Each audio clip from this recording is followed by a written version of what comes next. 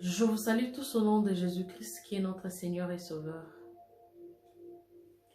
Je me repartageais un thème vraiment si important et c'est vraiment un thème qui me bénit et c'est un thème qui me rapproche encore du Seigneur et je crois que ce thème va aussi bénir quelqu'un. Je veux parler du sacrifice de Jésus, ou je dirais le pouvoir du sacrifice de Jésus-Christ. Le pouvoir du sacrifice de Jésus-Christ. Le sacrifice de Jésus-Christ a un pouvoir sur nos vies. Le sacrifice de Jésus-Christ a un impact sur la vie d'un homme et surtout sur la vie de celui qui croit en lui et sur la vie de celui qui croit à cette œuvre de la croix. Bien-aimés, nous étions tous des pécheurs. Nous étions perdus. Nous étions esclaves du péché. Mais il y a un homme qui s'est porté garant pour prendre ta place, ma place à la croix. Il y a un homme qui s'est porté garant d'accepter toutes ces souffrances, d'accepter d'être maltraité, méprisé par les hommes. Christ a été abandonné, méprisé par les hommes que lui-même il a créés. Il était un homme sans défaut, sans tache. Il n'a point connu le péché, mais il a souffert à la croix pour nous donner ce que l'homme cherchait depuis. L'homme était séparé de Dieu.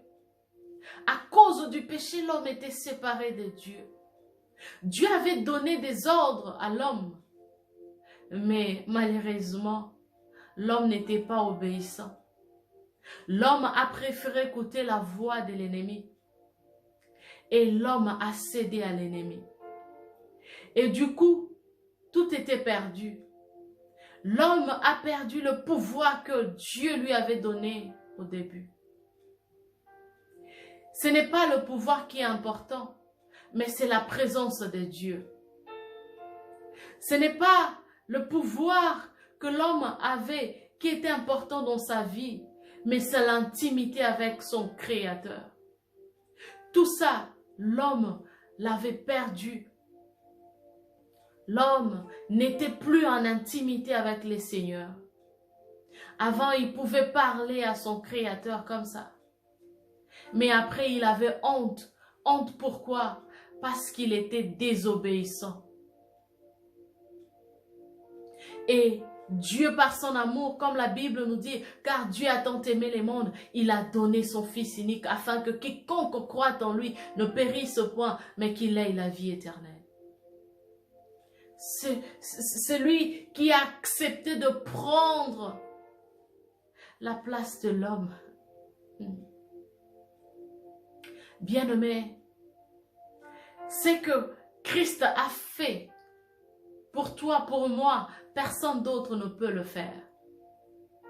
Avant, pour implorer le pardon de Dieu, les Israélites devraient fournir beaucoup d'efforts, beaucoup d'exercices pour implorer juste le pardon de Dieu. Il fallait chercher l'agneau, amener l'agneau chez le sacrificateur et imposer le main sur l'agneau, transférer le péché. Et après savoir transférer le péché, le sacrificateur devrait prier et égorger l'agneau. Et tout cela ne se faisait pas seulement comme ça. Il fallait aller à la montagne. Beaucoup d'exercices sont faits. Juste pour implorer le pardon. Après avoir commettre le crime ou après avoir commettre une faute quelconque. L'homme devrait fournir beaucoup d'efforts. Je vous dis beaucoup d'efforts. Mais Dieu a aimé. Il a tellement aimé l'homme. Il a tellement aimé le monde. Pas seulement toi, pas seulement moi, pas seulement le chrétien, mais le monde entier. Il a livré son Fils unique. C'est lui qui a deux natures à la fois. Il est à la fois Dieu et homme. À la croix, il ne pouvait pas mourir comme un Dieu. Si il mourait comme un Dieu, sa mort n'allait pas avoir l'impact sur la vie d'un pécheur, sur notre vie. Et la Bible nous dit, l'ouvrier mérite son salaire et le salaire du péché, c'est la mort. Et si Dieu meurt comme Dieu à la croix, cette mort n'allait pas avoir beaucoup d'importance sur notre vie. Et il fallait qu'un homme meure pour que nous soyons libérés. Il fallait qu'un homme souffre pour que nous ayons le pardon de Dieu. Mais étant homme aussi sur la croix, homme ordinaire ne peut jamais enlever le péché éternellement dans l'homme. Voilà pourquoi Christ est Dieu homme. Il a souffert comme un homme. Il était maltraité, abandonné, fouetté, rejeté par des hommes que lui-même il a créés. Il était devant la foule et Pilate pose la question pour savoir entre Jésus et Barabbas, desquels voulez-vous que je vous relâche? Et ils crièrent tous ensemble, fais mourir celui-ci et relâche-nous Barabbas. Les hommes ont préféré Barabbas à la place de Jésus. C'est comme aujourd'hui, beaucoup préfèrent la vie du monde, beaucoup préfèrent le plaisir du monde, beaucoup préfèrent le péché à la place de l'œuvre de la croix. Beaucoup témoignent le mensonge au lieu de témoigner la vérité. Témoigner la vérité, c'est témoigner Christ. Témoigner la vérité, c'est partager la bonne nouvelle. Témoigner la vérité, c'est témoigner la souffrance, la mort et la résurrection de Jésus-Christ. Plusieurs ne témoignent plus. Toutes ces souffrances, la mort et la résurrection de Jésus. Beaucoup aiment que Dieu puisse le bénir. Beaucoup aiment la prospérité. Beaucoup aiment tout ce qui est lié aux choses terrestres. Mais tout ce qui est lié aux choses célestes, vraiment peu, sont intéressés à ça. Et je vous dis, vraiment peu. Bien-aimé, ce n'est pas le fait de dire que je suis chrétien et cela te garantit le royaume des cieux. Mais c'est le fait de dire que je suis chrétien et je me bats pour mon royaume des cieux. Et ce n'est pas seulement le fait de se limiter à les dire, mais à pratiquer aussi ce qui est bien, ce qui est agréable auprès ou aux yeux du Seigneur. Les hommes ont préféré Barabbas à la place de Jésus. Jésus, l'homme de 33 ans, livré à la croix, il a été méprisé. C'est quoi le pouvoir? Le pouvoir de sacrifice de Jésus. Le pouvoir de sacrifice de Jésus. Comme Jean l'a dit, voici l'agneau de Dieu qui ôte le péché du monde. Jésus a ôté le péché du monde. Il n'a pas seulement imploré le pardon, mais il a ôté le péché, il a enlevé le péché. Et cela s'est fait pour du bon. Et tout ce qu'il a fait à la croix, il a enlevé le péché en l'homme, dans l'homme, pardon. Et l'homme a maintenant une nature de sainteté. Si tu es chrétien et tu me suis, laisse-moi te dire que tu as une nature de sainteté. L'effet d'ôter le péché, cela veut dire que le péché ne peut plus habiter en nous. Nous devons maintenant utiliser notre nouvelle nature en Jésus-Christ, notre nouvelle nature en Christ. Cette nature de sainteté. Christ ne t'est pas sacrifié pour que le monde entier demeure toujours dans le péché. Non. Il n'était pas crucifié pour qu'un chrétien dise que je suis humain et je pêche comme je veux et je demande pardon et le Seigneur me pardonne. Non. Il a ôté le péché. Il a enlevé le péché. Et comme il était Dieu homme, c'est lui seul qui était capable de payer les prix suffisants pour effacer le péché éternellement. Bien-aimés, Christ a tout fait pour que nous ayons une nature de sainteté.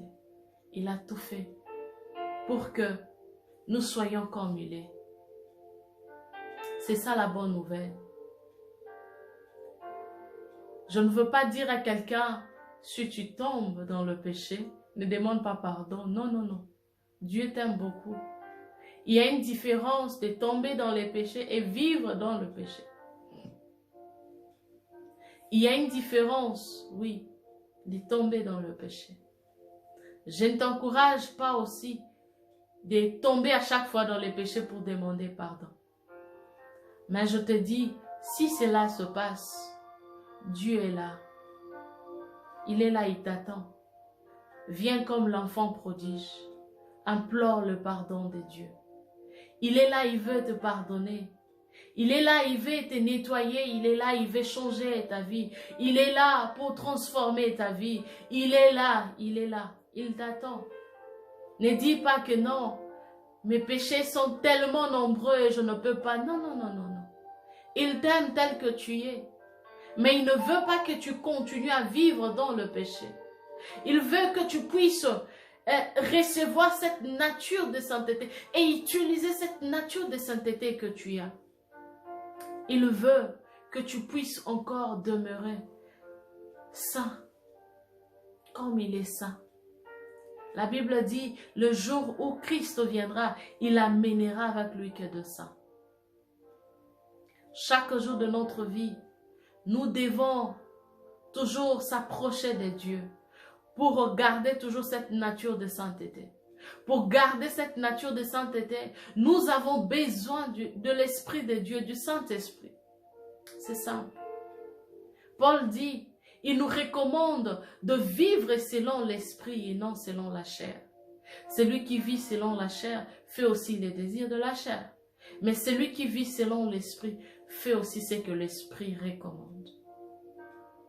Le pouvoir de ce sacrifice, c'est d'enlever le péché. Nous avons une nouvelle nature en Christ. Utilise cette nature partout où tu es. Sois chrétien. J'aime pas dire que je suis chrétien. J'aime montrer où. Ce n'est pas par ma force. Non, non. Mais l'esprit qui habite en moi doit dégager ce que j'ai comme une vie de la sainteté. Pour être chrétien, on ne peut pas forcer.